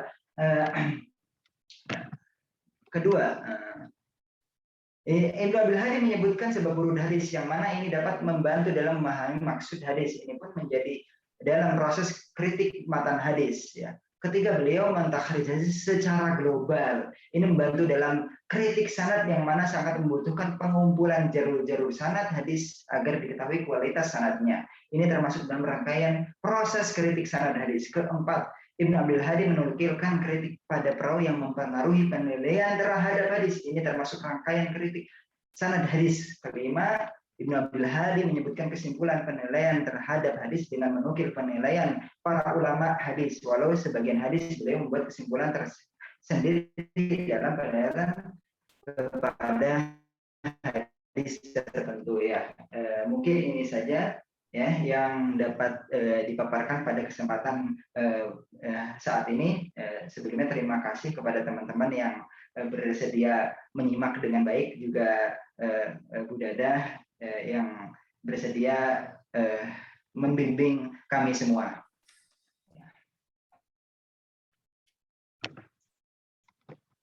Ya, silahkan kalau ada masukan-masukan atau pertanyaan, silahkan. Ya, terima kasih Said. Sebelum ke teman-teman, Ibu sedikit ini. Karena Ibu sekarang ada PTM ya untuk mahasiswa-mahasiswa yang telat nih. Satu, alhamdulillah hari ini kita banyak mendengarkan bagaimana gaya Salman ya mengekspresikan pemikiran ya, mengekspresikan tulisan, dan ini kita apresiasi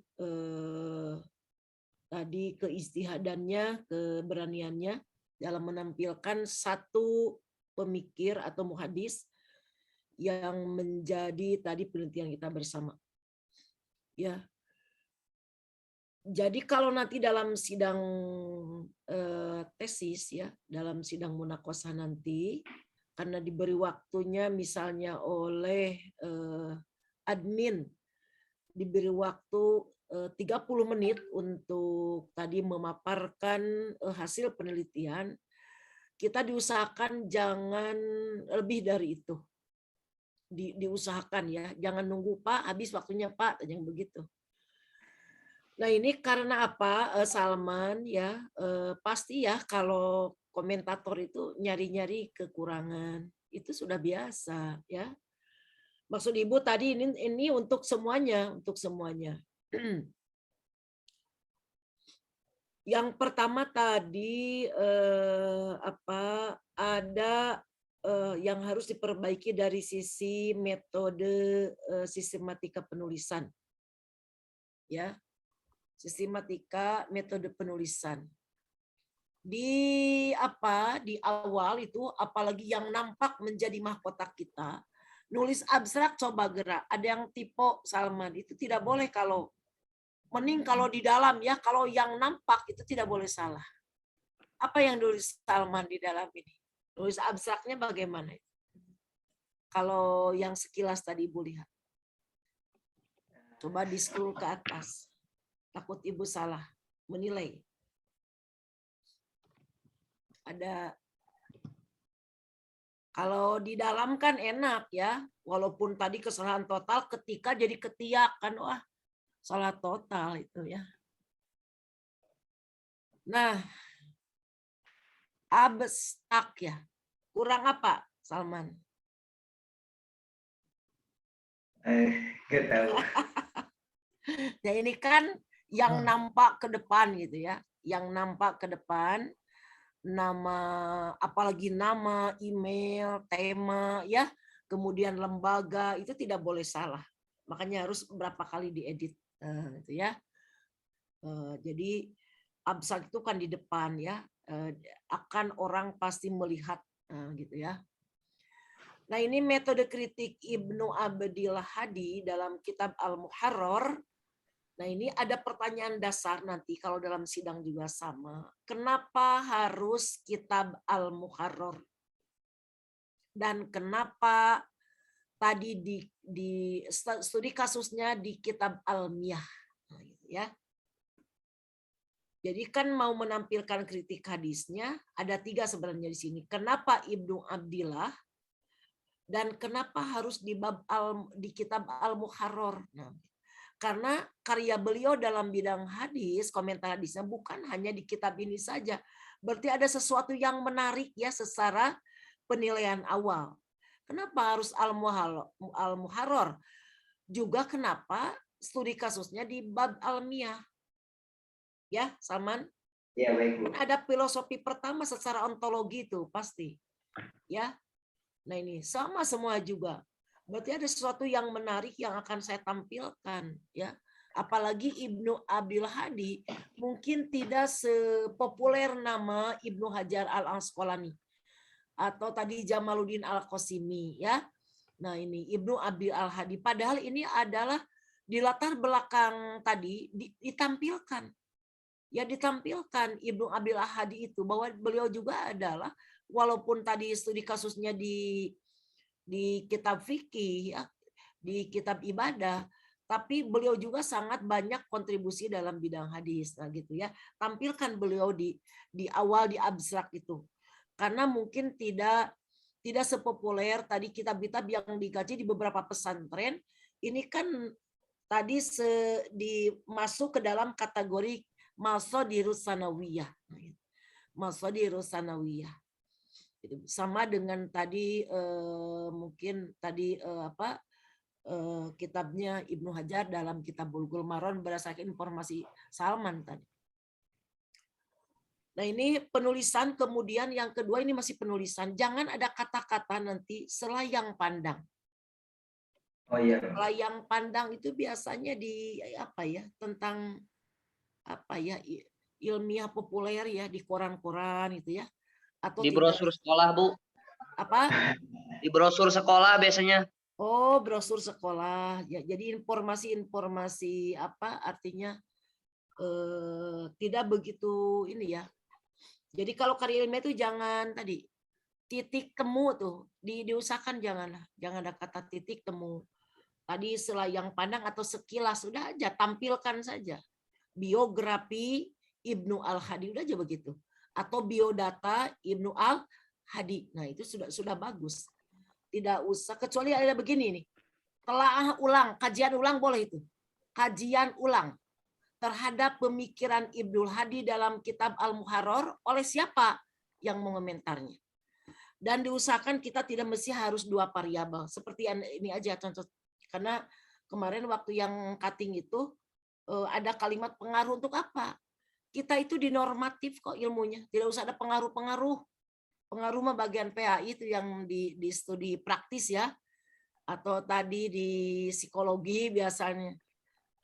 Pengaruh pengaruh rokok misal terhadap mental mahasiswa magister ilmu hadis ya, karena kenapa rokok, karena emang terlihat banyak ulama-ulama tengara rokok araran nih gitunya, padahal sudah banyak hadis-hadis Nabi tadi, kaidah-kaidah usul fikih tentang lebih banyak madarat daripada manfaatnya begitu ya. Apalagi kaidah rokok itu mengganggu jantung, menimbulkan itu tidak berarti apa-apa. Sekilas ini aja. Itu tidak nampak, efeknya tidak ada. Ya kan itu di iklan-iklan berbahaya ke jantung, ke gula darah dan sebagainya, tidak. Enjoy gitu ya. Nah, makanya kalau dengan kiai-kiai itu suka ngeritik itu. Karena itu kultur sebenarnya. Kultur yang terwariskan. Ya, metode penulisan, kemudian metode penulisan yang harus diperhatikan oleh semuanya nanti juga adalah membuat nomor per nomor. Kemarin juga sama ke Irlan juga. Membuat nomor-nomor sehingga tidak begitu lelah. Ya, tidak begitu lelah. Jadi ada kata-kata kritik yang sering diulang dalam subjudul itu tidak boleh dihilangkan. Ada metode kritik, di bawahnya juga kan analisis kritik misalnya tadi.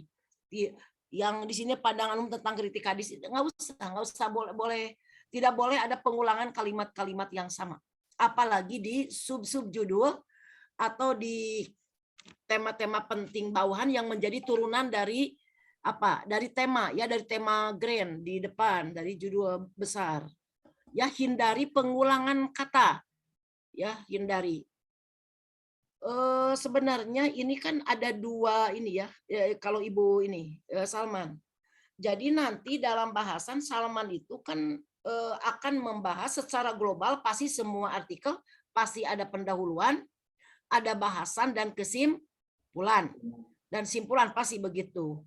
Pendahuluan tadi udah diawali, akan menerangkan sebelum melangkah ke substansi kan ada latar belakang. Kenapa tadi harus Al-Hadi? Kenapa harus Al-Muharrar? Kenapa juga harus bab ini diterangkan di dalam itu? Di dalam di dalam pendahuluan sebagai latar belakang supaya pembaca menjadi penasaran. Ya, supaya pembaca menjadi penasaran. Ya, kenapa harus ditampilkan di latar belakang. Termasuk tadi juga tidak jadi masalah ada penelitian sebelumnya yang sudah diungkapkan dalam tema yang sama, misalnya Al-Hadi, tapi mungkin tadi perasaan masih di bab almiah juga ya. Dan kenapa ini sama-sama ada apa dengan almiah itu? Berbeda misalnya dengan di bab haid, mungkin ada bab najis, ada istinja, beda. Kenapa ini harus di almiah? Ibu juga filosofinya belum ini ya. Nah ini, nanti dijawab oleh Salman. Nah ini, maksud Ibu tadi begini, kalau menyusun metode penulisan tadi, di latar belakang tadi ada kenapa Al-Hadinah ini harus nampak. Kemudian tadi metode penulisan. Kemudian metode penelitian sebenarnya nanti itu sudah tidak boleh menggunakan subtab, cuma ada 2 baris.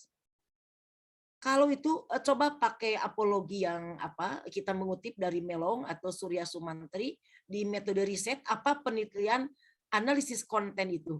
Minimal 1 paragrafnya ayat subjudul tapi cuma 1 baris setengah, itu tidak etis ya dalam penulisan karya ilmiah. Mendongeng dulu apa, kualitatif, deskriptif itu apa, bagian dari mana. Karena secara garis besar kan ada kuantitatif, ada kualitatif dulu.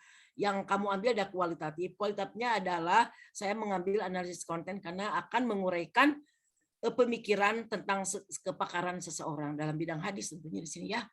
Nah itu, jadi minimal 1 paragraf. Bahasan kata Ibu ada 2 yang harus diperhatikan. Bikin 2 besar. Yang pertama adalah tentang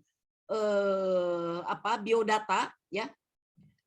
Pertama adalah tentang biodata, yang kedua tentang apa? Yang kedua adalah tentang metode kritiknya. Ya, tentang metode kritik. Maaf. Iya, betul. Jadi ada 2 besar. Jadi yang pertama akan menampilkan tentang biodata. Biodata itu diantaranya menggunakan nomor apa tuh Said itu? Berarti kan pendahuluan A, B-nya apa tadi? Bahasan, C-nya adalah kesimpulan. Nah di bahasan itu kan ada B. Di B itu mau mengurai ada beberapa apa? Ada beberapa poin kan, misalnya menggunakan angka 1 boleh, 1 Romawi boleh, 2 Romawi boleh. 1 Arab boleh, 1 angka Romawi boleh. Misalnya menggunakan angka Romawi, angka 1. Berarti 1 itu adalah tentang biografi, yang kedua tentang sistematika kitab Al-Muharrar. Paham nggak sampai di sini, Salman?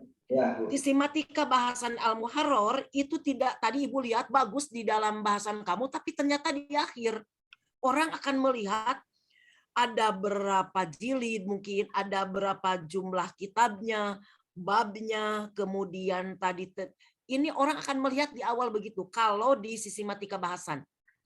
Ya, misalnya tadi ada saya mengutip di edisi revisi dan sebagainya walaupun tidak substantif, tapi yang penting tadi di dalam sistematika bahasan itu ditampilkan tadi secara umum dulu bahwa kitab ini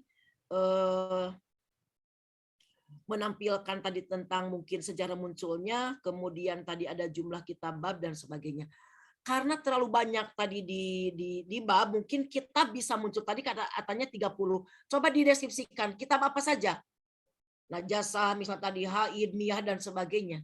Di itu aja, jadi terlihat. Jangan semuanya diglobalkan aja hanya bentuk jumlah. Jadi kalau biografi itu biasa tadi tentang rihlah dari mulai dia lahir ya, tempat lahir sampai apa? Sampai dia pendidikannya. Kemudian tadi ada reputasi tapi di awal. Jadi nomor 1-nya biografi, yang kedua sistematika bahasan buku, yang ketiga reputasi. Artinya penilaian para ulama tentang kepakaran, ya tentang kepakarannya Ibnu Al-Hadi. Itu akan nampak terlihat apa kepakarannya. Ternyata yang menilai itu adalah Jalaluddin As-Suyuti. Itu ya, misalnya. Kemudian tadi ada pakar lain yang menilai siapa Ibnu Al-Hadi itu. Dan itu harus menggunakan rujukan ya. Siapa As-Suyutinya dalam kitab apa. Jadi yang membaca itu akan enak sekali dan Salman tidak usah banyak mengulang-ulang ya itunya. Kemudian yang metode tidak boleh sekali-kali menggunakan nomor begini.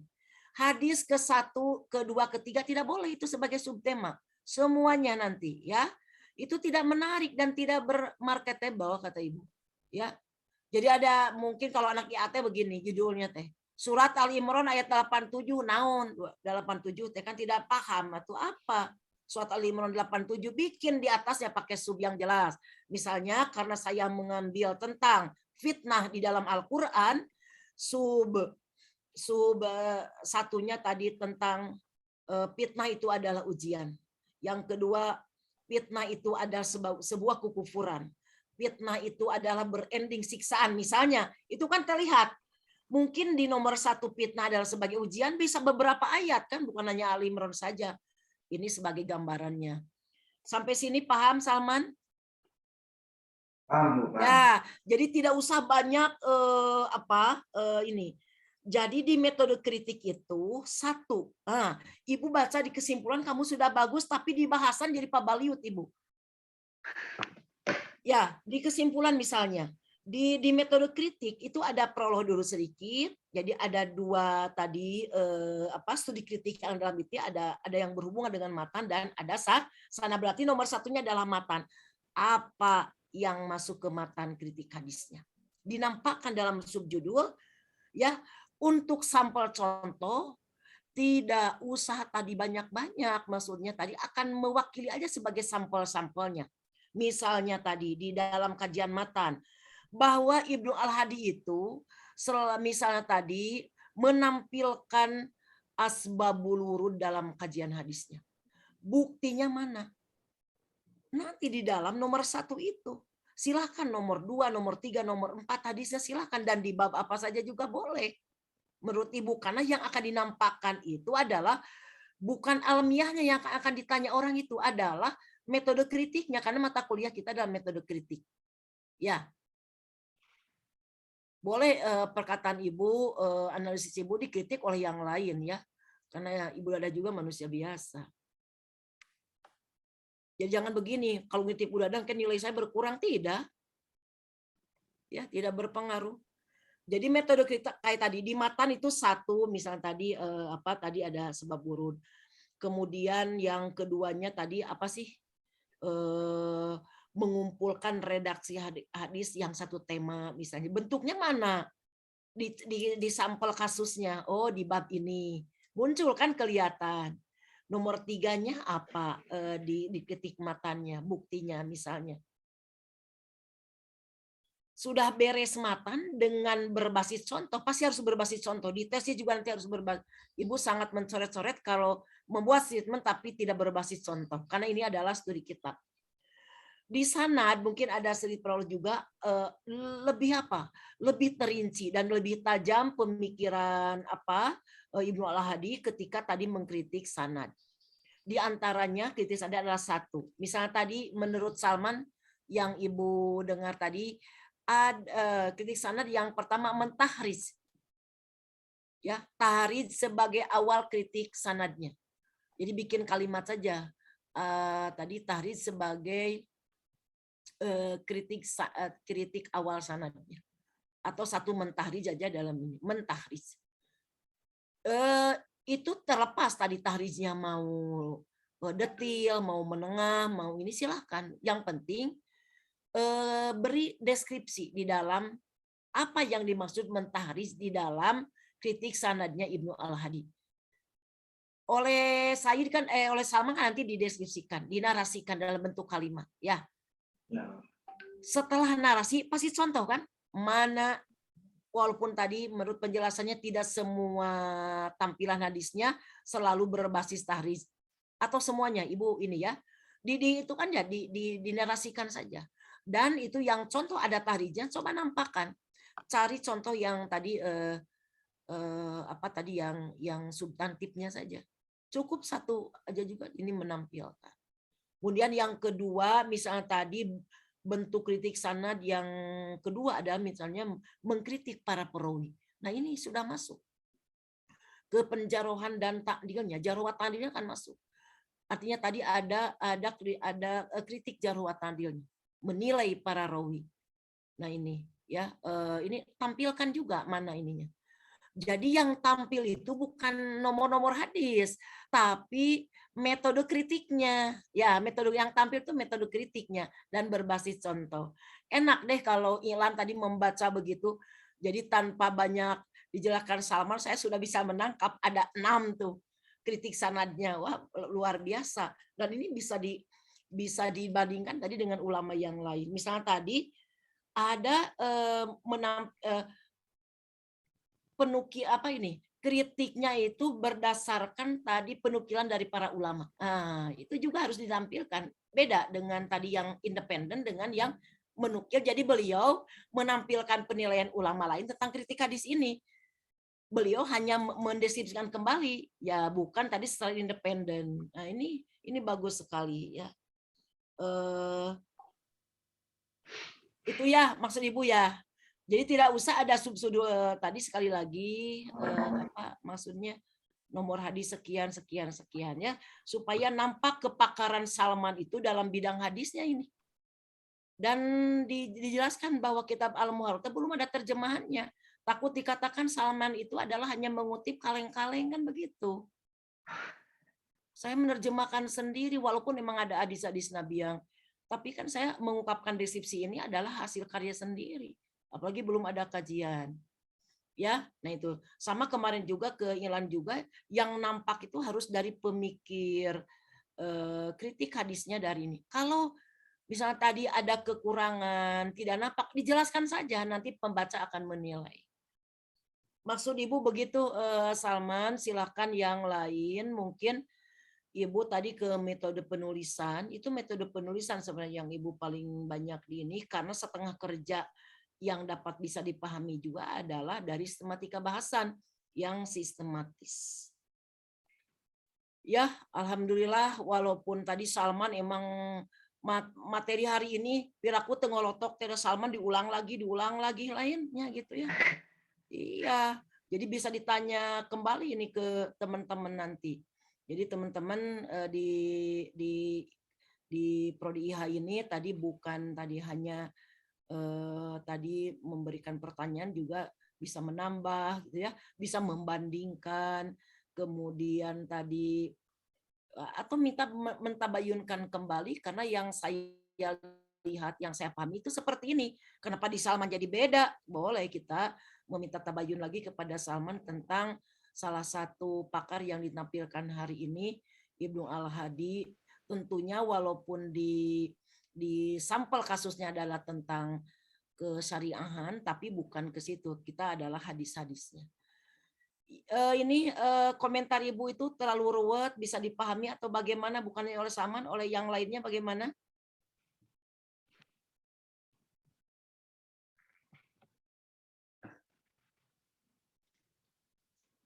Gimana, Salman, bisa dipahami catatan-catatan Ibu? Atau terlalu pusing lagi? Enggak, Bu, enggak. Enggak. Poin-poinnya udah jelas. Nah, itu kan hanya tinggal kopas-kopas nanti Salman kan? Ya, Bu. Iya, sudah ada sebenarnya tadi di dalam bahasan, di dalam kesimpulan sudah ada. Nah, begitu. Tadi substansi pertanyaan, kenapa Al-Hadi ini harus nampak di latar belakang. Ya, silakan kepada teman-teman sahabat Salman ini, karena kita selalu aktif, karena kita kelasnya kecil, beda dengan di Al-Quran ya. Di kita itu adalah kelas kecil tapi berkualitas tinggi ya untuk IH itu, karena tidak semuanya mampu masuk di jurusan IH, di prodi IH ya. Jadi banyaknya ke Al-Quran. Ibu tanya kemarin, kenapa dari informatika masuk S2 Al-Quran? Nah, begitu. Jadi tidak semuanya mau cari tadi linear itu karena tadi ada tanggung jawab mau ngajar. Dia mau memperdalam agama saja, ya luar biasa. Itu. Jadi beliau magisternya ngambil Al-Quran. Mungkin ada nilai-nilai, kenapa nilainya C terus? Karena bahasa Arabnya juga masih belajar gitu ya. Ketika ditanya metodologi klasik juga belum. Ini seharusnya ketika mau masuk kan tetap kan kalau kuliah itu berbasis nilai kan, akhirnya walaupun nilai itu subjektif, tapi kan sebagai lembaga formal pasti harus ini. Makanya kasihan kalau C semuanya ya nilainya itu. Karena tadi belum banyak baca tentang ke-Al-Quranan. Dia baru baca juga mungkin hanya buku-buku umum gitu ya. Nah ini jadi ketika Pak Ustadz Badruzaman menjelaskan tadi tentang metodologi tafsir klasik, mereka tidak kenal gitu. misalnya tadi siapa atau Bari gitu ya, pakar-pakar dalam siapa tadi Subi As-Soli misalnya ketika menampilkan Makiyah Madaniyah yang berbeda dengan pakar yang lain. Jadi terlalu ini, tapi dinikmati alhamdulillah. Ya, itu saja mungkin dari Ibu. Silakan yang pertama yang mau mengajukan. Semuanya hadir ya? Hadir, Bu. Ya, alhamdulillah sehat semuanya. Sopi, kamu teh malam-malam ke Ibu sudah japri-japrian jam berapa? Jam 1:30, 1:30 kamu teh. Jam 1:30, Bu. Kalau Maaf. kamu punya anak kecil nggak apa-apa, maksudnya jangan mengganggu kewajiban kamu sebagai istri kepada suami kamu. Oh, Ya. Gunakan iya. waktu-waktu selain itu. Itu saya punya waktunya malam, Bu. Maaf sekali ganggu Ibu. Ibu mah apresiasi tengah malam ini. Ibu mah kan sudah usia tua gitu ya, karena harus menyidang mahasiswa. Sekarang harus PTM, membantu mahasiswa-mahasiswa yang mau diabadikan ini. Angkatan 2016 berarti sudah berapa tahun? Ya, 2016 semester 11 ya. Semester berapa? Ya. Jadi ini harus kasihan pada orang tuanya yang sudah ini. Ibu merasa empati. Asal jangan lebih dari 15 orang.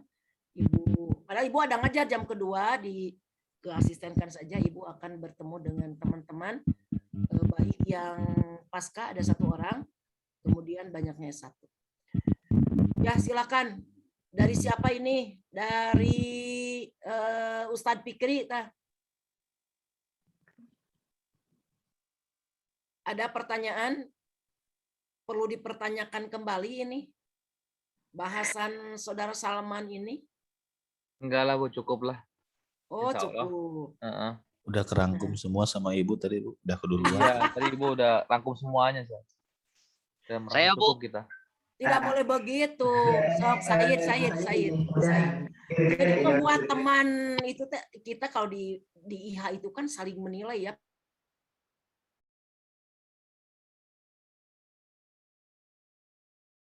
Para ulama dites tentang kepakaran hafalannya oleh 10 imam kan waktu itu. Itu kan sebenarnya beliau-beliau para pakar itu sudah paham siapa Bukhari. Tapi di sini juga sama. Tidak ada yang menyaksikan kepakaran Salman dalam bidang hadis.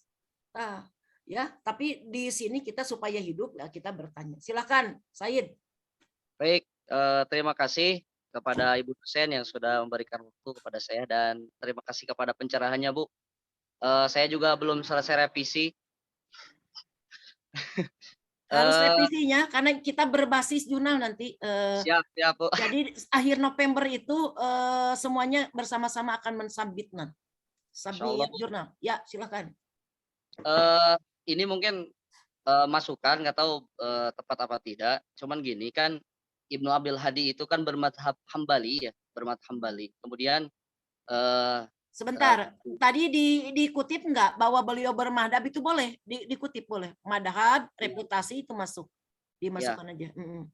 Nah, hanya saja kan gini, ini kan metode metode kritik hadis ala Ibnu Abil Hadi gitu. Tentunya namanya kritik hadis itu kan pasti yang pertama adalah takhrij dulu kan. Nah, tadi Ibnu Abdul Hadi itu sebetulnya di dalam kitabnya Muharrar itu bukan sering ya, kebanyakannya dalam hadis-hadisnya itu pasti mendahulukan Imam Ahmad daripada Imam Bukhari dan Muslim gitu di dalam bukunya itu ya. Jadi pasti setelah hadis itu rawahu Ahmad. Ya, pasti gitu. Jadi pertama kali itu pasti rawahu Ahmad wa lafdulahu, kemudian imam-imam yang lainnya gitu kan. Nah, tapi kan gaya beliau ini kan berbeda dengan gaya yang lain gitu. Namun saya pernah dengar kenapa Ibnu Abdul Hadi itu selalu mengedepankan Imam Ahmad ketika dalam Azwul Qaul atau Azwul Hadis gitu kan kepada si perawi itu, karena beliau adalah seorang Hambali gitu. Karena beliau seorang Hambali, jadinya beliau selalu mengedepankan Imam Ahmad daripada Imam Bukhari dan Muslim, yang kita tahu bahwa Imam Bukhari dan Muslim adalah jelas kedua kitab beliau itu ya, Sahih Bukhari dan Sahih Muslim adalah kitab yang paling sahih gitu daripada Musnad Imam Ahmad. Itu yang pertama. Yang kedua, tadi di artikel Ustaz Salman juga ada yang Sohahahu Ahmad gitu. Ibnu Abdul Hadi pasti merujuk kepada Sohahahu Ahmad. Memang Imam Ahmad ini seorang ulama yang luar biasa gitu. Tapi kan masih ada gitu ulama yang lain seperti Imam Ad-Daraqutni, kemudian ada imam yang lain gitu, Imam Az-Zahabi. Kenapa beliau tadi mengedepankan Sohahu Ahmad daripada tashih imam-imam yang lainnya? Berarti ada kemungkinan, ini saya menilai ada kemungkinan ada asarut tamadzhub fi ta'lilil hadis gitu. Bisa jadi ada peran madhab di sana terhadap ta'lil hadis Ibnu Abil Hadi gitu. Nah ini juga ini menurut saya gitu perlu diangkat karena orang kan akan bertanya kenapa ya rawahu Ahmad gitu, Ibnu Hadi itu kenapa rawahu Ahmad dulu atau kenapa sohahu Ahmad dulu tidak sohahu Ibnu Hibban misalkan, sohahu Ibnu Huzaimah atau sohahu Az-Zahabi misalnya dan yang lain sebagainya.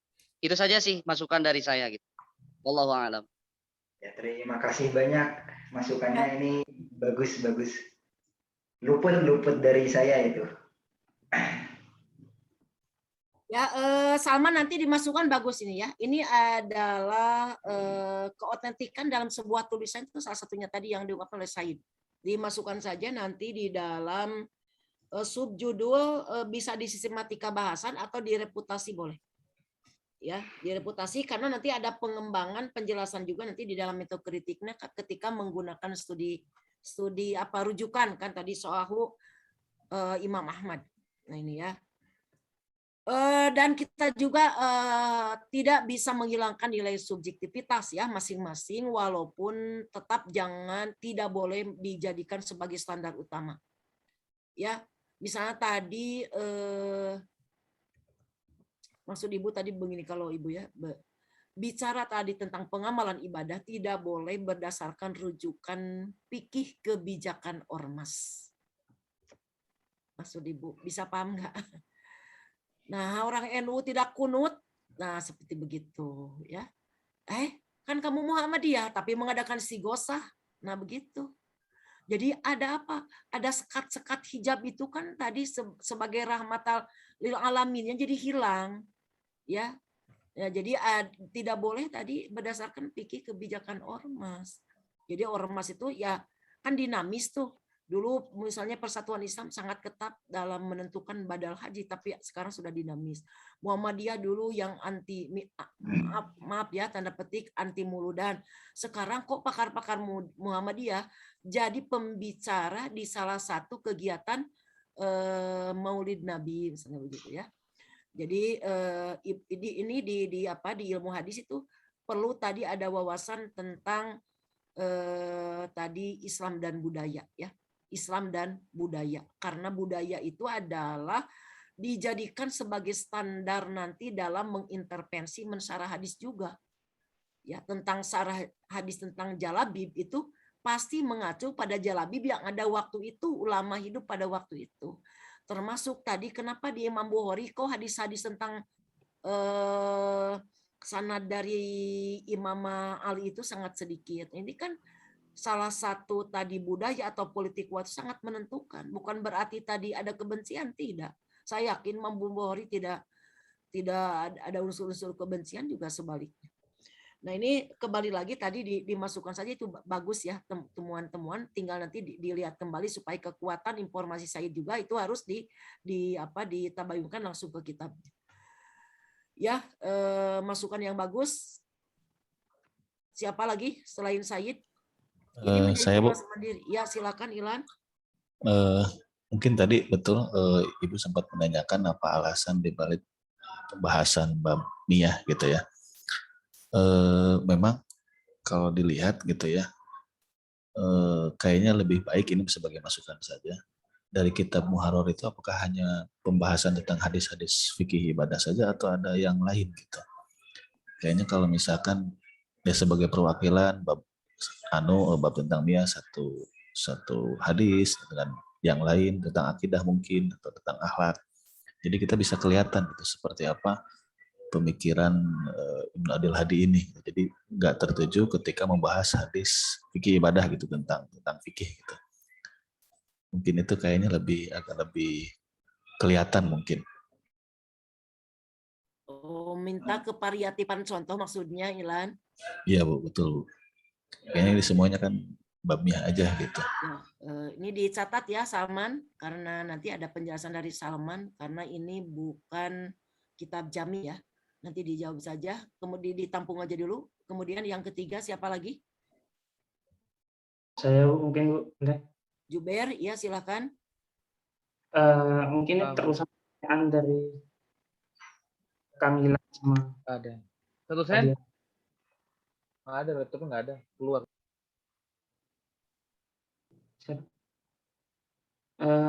Jadi mungkin ini terusan pertanyaan dari Kang Gilang tadi. Yang jadi pertanyaan utama saya itu, Bu, apakah cukup menghukumi atau mewakili metode berpikirnya salah seorang imam dengan buku yang dalam tanda kutip di buku beliau, di buku tersebut itu cuma di Adillatul Ahkam yang tujuannya memang mungkin untuk hafalan sebenarnya, hafalan untuk tulaknya mereka. Maksudnya saya begini Bu, contohnya ketika saya mau menghukumi bukan menghukum ya, mau memaparkan metode kritiknya Imam Ibnu Hajar Asqalani, apakah saya cukup pakai Bulughul Maram?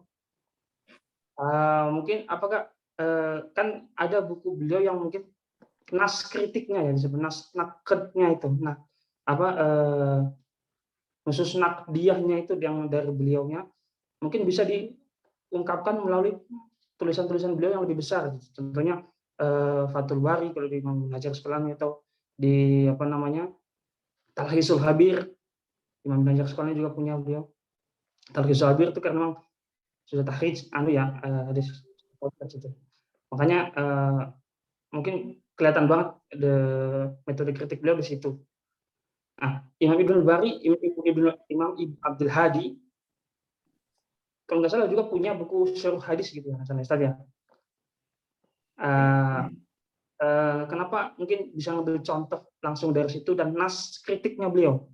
Tadi itu kan ya seperti yang kata Ibu Dada tadi apa? Khusus kritiknya beliau, lafdu kritiknya beliau mungkin masih sudah terjemahan gitu. Mungkin kalau bisa dibawakan ke bahasa Arab, bahasa Arabnya Arab langsungnya gitu. Nah, kalau di apa namanya udah terjemahan begitu, mungkin yang pembaca atau yang pendengarnya itu yang kita mungkin kurang ikhtina untuk apa namanya, kurang naktani fi fahmi gitu. Akhirnya tarjamah kadalik ya ini bisir ila wijhatun nadhar gitu. Ya. Sudah, Jubair? Bisa dipahami, Salman? Bisa. Ini coba dijawab saja karena waktu kita sudah ini 7 menitan maksimal karena Ibu harus OTW ke kampus. Silakan dijawab.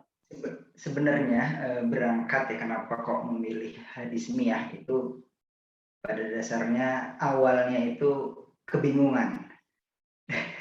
Pokoknya udah yang penting digarap dulu tugasnya. Saya pilih ya kitab miyah karena bab miyah karena itu bab yang pertama. Nah, jadi seperti itu pertama ya. Jadi nanti kalau sebenarnya saya sempat terpikir untuk mengkaji secara keseluruhan, tapi mengingat waktu yang tidak cukup, jadi ya supaya tugas selesai ya akhirnya saya memilih yang paling simpel yaitu bab miyah, itu pertama. Kemudian yang kedua tadi masalah Ibnu Abdul Hadi yang merujuk kitab yang betul-betul itu. Saya kan mengulas tentang kitab Muharrar ya. Jadi Muharrar dan saya mengkhususkan bab miyah. Jadi saya memang betul-betul terfokus sama metodenya Ibnu Abdul Hadi pada kitab ini. Dan kemudian kalau merujuk ke kitab yang lain, kitab-kitab beliau ini sebatas yang saya tahu banyak yang mafhur. Jadi kitab-kitab beliau yang dinukilkan sama ulama itu sekedar namanya saja. Misalnya Ibnu Rajab menyebutkan kitab Ibnu Abdul Hadi itu ini. Nah itu banyak yang mafhur. Belum lagi yang saya tahu ya kitab-kitabnya Ibnu Abdul Hadi itu mungkin langka ya, bisa dibilang langka. masih mahdud begitu, tapi ini perlu dicek lagi karena ya itu tadi keterbatasan waktu sebenarnya untuk mengkaji lebih dalam. Nah kalau misalnya waktu lebih luas, insya Allah kita coba kaji lagi lebih luas seperti itu. Nah kemudian ada lagi ini Imam Ibnu Abdul Hadi ini hadis-hadis ahkam ini, beliau itu yang saya pernah yang saya ingat itu, beliau itu mengumpulkan dalil-dalil fikih yang dalil-dalil itu bisa menyebabkan perselisihan ulama dalam menyimpulkan hukum fikih. Nah, beliau kumpulkan, kemudian beliau ta'lil begitu. Dalil-dalil masing-masing mazhab begitu. Wallahu alam, itu yang saya pernah yang pernah saya ingat begitu. Coba dicek lagi begitu. Ya, masukan luar biasa tadi, betul ya, ketika kita menampilkan kritik. Jadi ada nggak misalnya sumber ulumul hadis atau tadi sumber materi kritiknya khusus misalnya tadi yang akan memperkuat tampilan metode kritik, walaupun tadi melalui kitab Al-Muharrar nggak jadi masalah, tidak jadi masalah. Kalau Al-Muharrar itu kitab syarah bukan ya?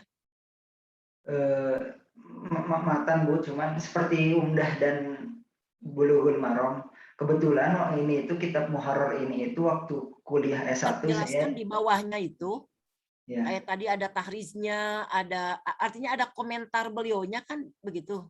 Iya Bu, betul.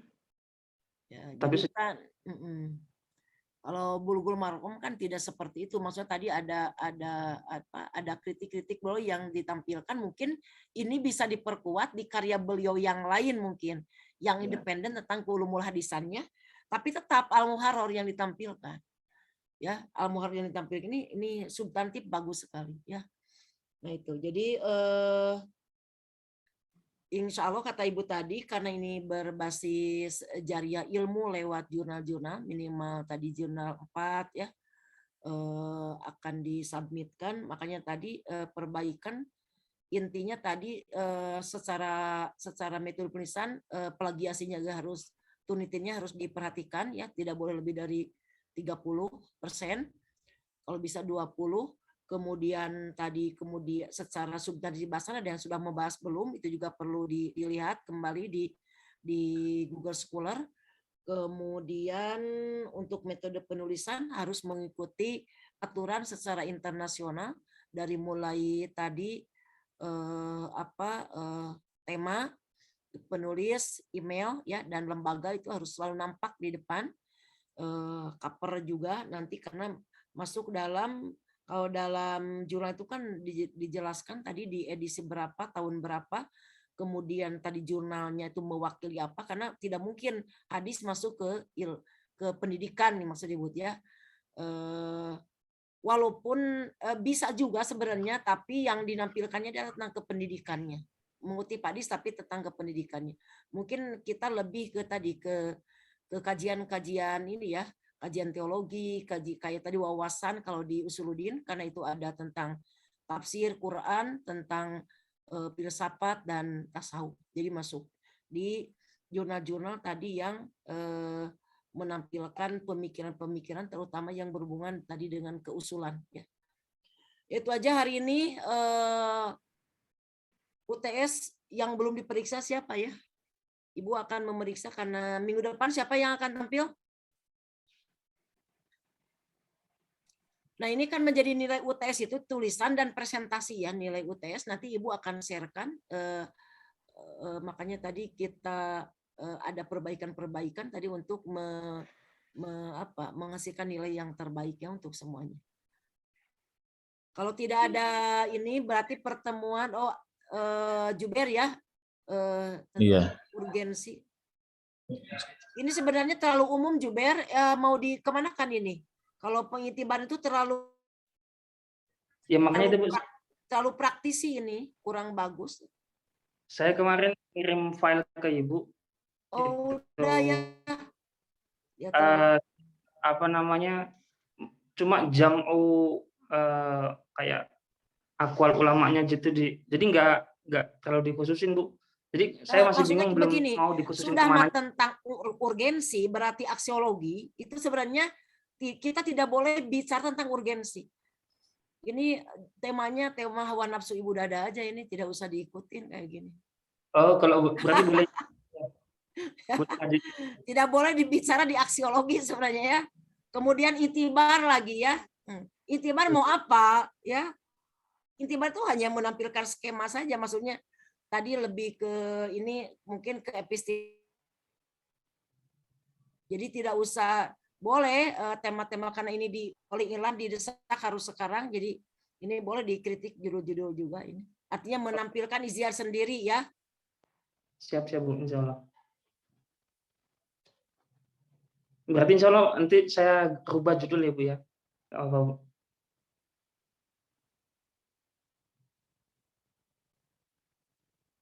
Assalamualaikum. Ini punya saya yang macet atau punya saya? Aduh. Punya ibu ya. Punya ibu. Oh, iya.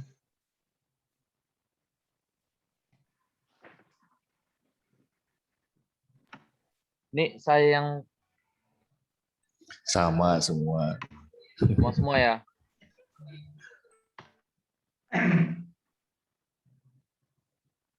Maaf, laptopnya mati sendiri kata Ibu.